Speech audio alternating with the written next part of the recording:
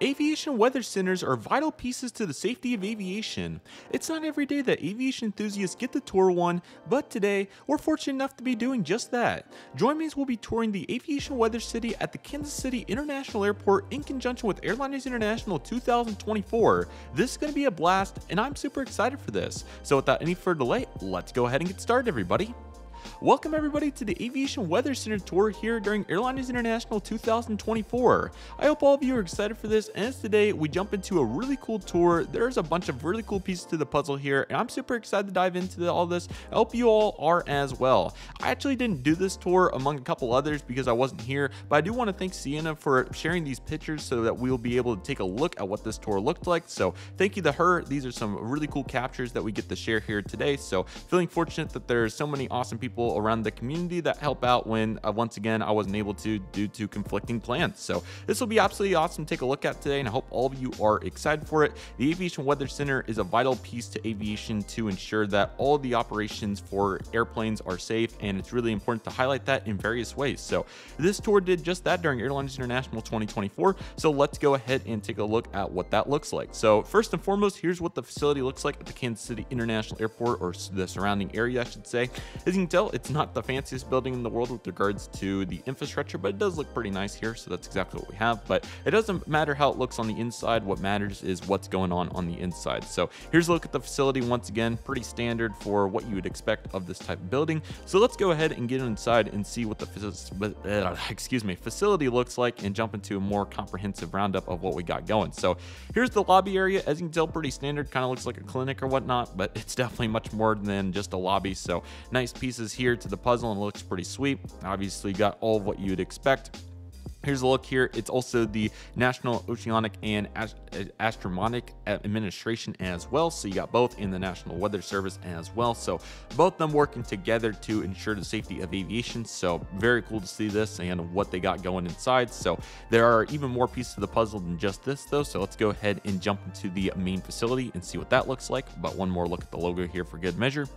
So here's what the hallways look like. Once again, I think it is really important to note that, these aren't the fanciest buildings in the world, with regards to, some of the headquartered buildings you'll see for the airlines are just overkill and they look really nice. But again, once again, these government agencies, their main job is to ensure the safety of aviation, not make the building look nice. So, however, you do have some really nice frames on the wall, including some private jets and other cool aircraft. I think that's a TWA Constellation right there. So it's cool to see that. And once again, all the pieces that go along with that. So that's pretty cool to see.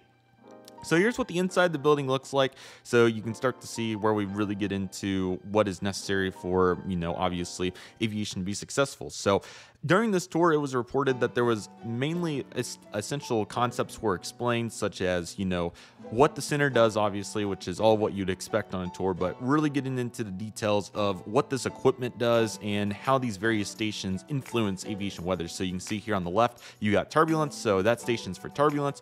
And then you also got printer D, which obviously probably is for whatever they're printing there that has that, symbol. So that's pretty cool. And then you get back into the weather over there, so you can see on those monitors, it looks like at the parking lot on one, and then you also have another graph on another, so you can see what's going on. But I'll show you what a good 5-monitor setup looks like momentarily. I think every screen actually, or every station rather, has the parking lot, which is pretty interesting to think about. But you can see in here, you also got, the various radars and whatnot, so it's cool to see that, and we'll get a better comprehensive look at what that looks like here in a moment. So once again, it does look pretty nice, and there's some good pieces to the puzzle here to evaluate, so that's definitely cool. Here's a better shot here of what a setup looks like. So anyway, as you can see here, there are 5 monitors on the bottom and there are 3 on the top in this particular instance. So you can see here, this station is not being used, unfortunately, so I can't give you the most comprehensive rundown of what would be going on at this particular station, but you can see kind of some of what they would work with. So you see some of the various, TAF, or, I don't know what they're labeling on those papers there, but some sort of data there, some reoccurring information, standards or whatever it is that they need to be aware about. So they have that on 4 of their 5 monitors down below. So that's cool to think about. Also note 2 keyboards, so that definitely shows you what we got going on. There's a chance that there's 2 computers. One could be right here and then the others could be somewhere over here. Very vital when it comes to obviously the functionality of what we're doing here, and I'll talk about some of those more essential concepts momentarily, but just kind of want to give you an overview first of what they're looking at and what's going on. So this is where the tour started. They started looking at all these various monitors and whatnot, so that was cool, and the stations rather, to be a little bit more particular. Also note the phone that's here as well. well, and communication is vital in an environment like this, so it's great to think about them communicating well here. So it's definitely cool to see all of what they're working with, so that's very cool.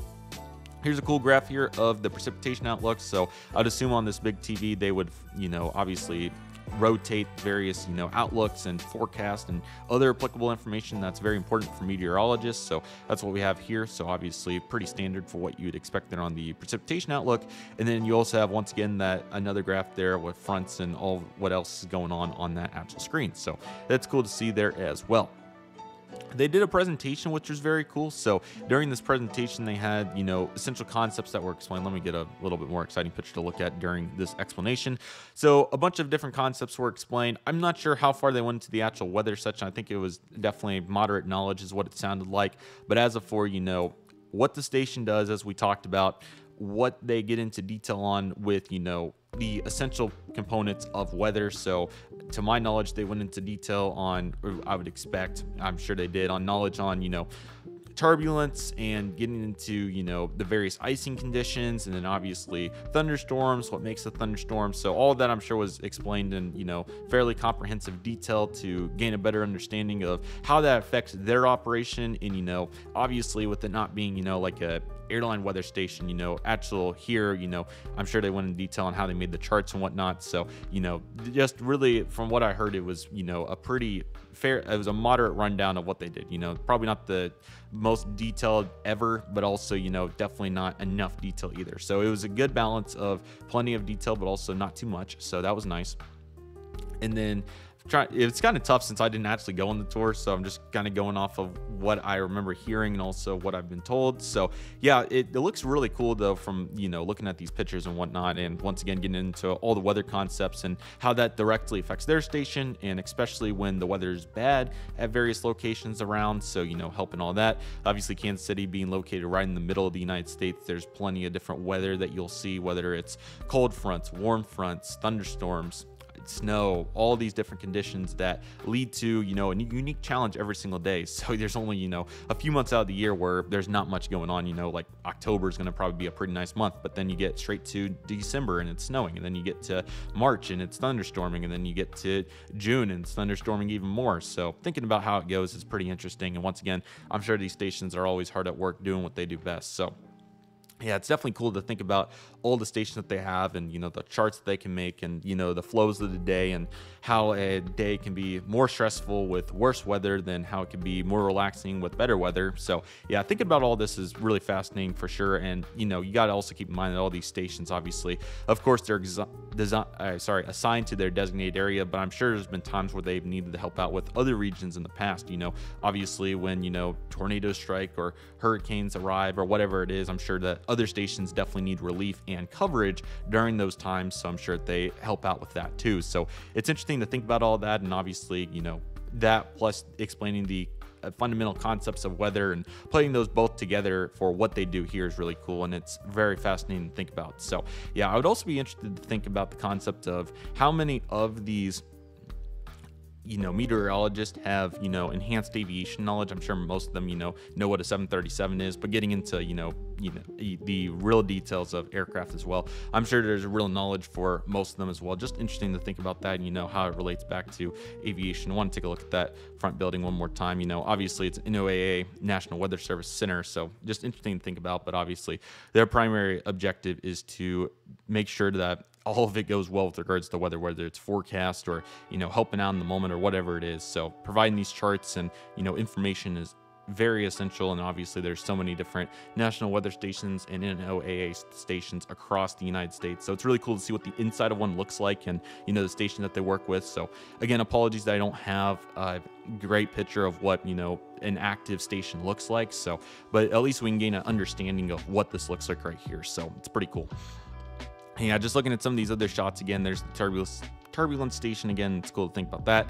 They also have some fundamental weather concepts on their bulletin boards back here, so I can't tell what they are from here obviously, but I'm sure some important concepts of probably pressure systems and clouds and whatever else is explained back there. So it's great to have that, and especially, I'm sure they get plenty of, people walking in for whatever purpose, whether it's tour related or not. So always great to have that out there and, you know, continue to establish those concepts. Great to see them still using printers as well. It'll be interesting to see how much longer they utilize those, but, you know, there is definitely, I think, really good purpose to having both a digital and a printed form of whatever information that it is. So I think it's, you know, obviously we're going to transition to more digital, but I'm sure having printers is still pretty vital for, you know, some components of this. It just depends on what it is, of course. And again, having the parking lot on there is pretty interesting too for every station, but, you know, pretty interesting to think about. Once again, there's the precipitation outlook, so important to think about that, and, you know, all the other forecasts that they have. So that goes with, you know, precipitation, and I'm trying to think of some of the other factors,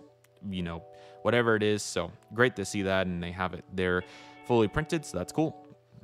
And this is also a cool presentation room as well. I'm sure that you got every weather book in the whole entire world back there on the shelf, so that's cool to think about. And you also got the AWC logo, Aviation Weather Center, so that's very cool. So, you know, there's definitely, it's interesting to think about the knowledge that they got and whatnot, so it's cool. And you also got aviationweather.gov on there as well. So the presentation went into a more enhanced version of the aviation side of this, along with obviously the, you know, just weather in general. So it's cool to think about and how they affect planes, and, you know, concepts like lift, drag, thrust, you know, all that, getting into immense detail. Had to be a bunch of fun. So I hope everybody that got to attend this tour really enjoyed it. Again, had various conflicts. Unfortunately, I wasn't able to, but, you know, very glad that once again we have amazing people in the community that are willing to help out when, you know, obviously I can't be there. So very much appreciated to all the folks that do that. And once again, it's just awesome to see what we got going here. So it's absolutely wonderful, to say the least. So yeah, very fun time here. Very cool to get to establish what we got going for the Aviation Weather Center, excuse me, and what's going through here. I really hope all of you enjoyed this, and it was really great to get to see all these various pictures. Again, thanks Sienna for providing these once again, and really good job on all the various captures that we got here to take a look at today. So if any of you have any additional thoughts or questions, feel free to comment below. The only other tour that I wasn't able to do was the Amelia Earhart Museum, so that one will also have supplemental pictures from whoever I can get them from, so expect that in the future. And then we'll also have tours of the TWA Museum, along with the other tour, Jet Midwest, in the future, so stay on the lookout for those. But the tours were really fun, and we're going to have a bunch from Atlanta coming up in 2025, so definitely stay on the lookout for Airliners International 2025 information. Definitely go check out the website, get registered, and get accommodations and all what else you'll need for the amazing convention. So with that being said, thank you all so much for watching this video. Take it easy, everybody. Stay safe. Just process. Do you love and love you do. My name is Redriv Aviation. I want to thank you all so much for watching, and I'll see you all soon as Redriv Aviation is signing off.